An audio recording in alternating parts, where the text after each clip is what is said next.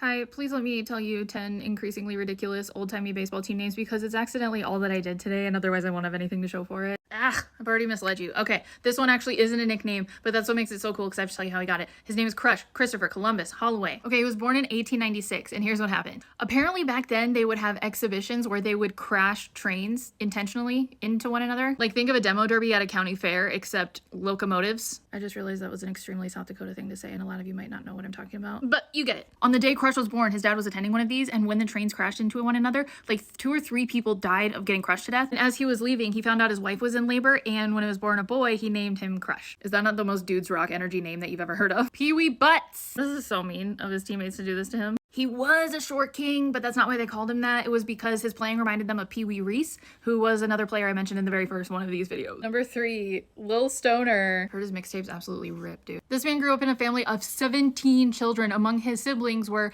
Benjamin Franklin Stoner, Theodore Roosevelt Stoner, and Washington Irving Stoner. His full name was Ulysses Simpson Grant Stoner. He got the name because his little brother couldn't pronounce Ulysses, so he called him Lil. Number 4, Biz Mackey. You say I'm just a friend. He was a catcher and he loved to yap at the batters in the batter's box to distract them and also talk back to umps, and everybody would say he was giving them the business. Ducky Wucky Medwick.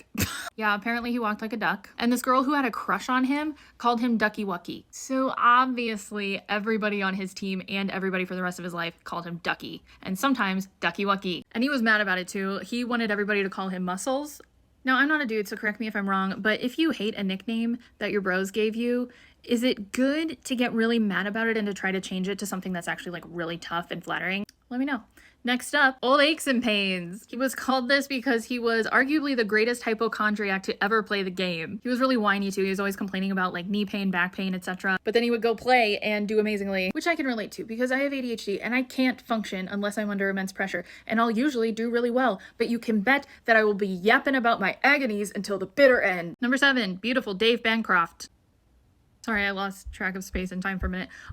Yeah, I figured that I knew why they called him beautiful, but I was wrong. He always used to say beauty when he was referring to pitches. He was born in Sioux City, which is right by where I grew up, and he died in Superior, Wisconsin, which I was really excited about because that's where the #1 flying ace fighter pilot of World War II is from. And his name is Dick Bong. Next we have gorgeous George Sisler. He's gonna be a babe too, I bet.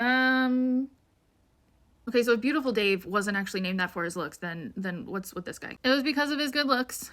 I'm just gonna move on. Next up, Creepy Crespi. Creepy Crespi. Sources were pretty cagey about why this was his nickname, but the best guess is that it was because he crept around on the ground when he was playing shortstop, like trying to catch the ball. Okay, surely that's the most concerning one. Nope, number 10, Sloppy Thurston.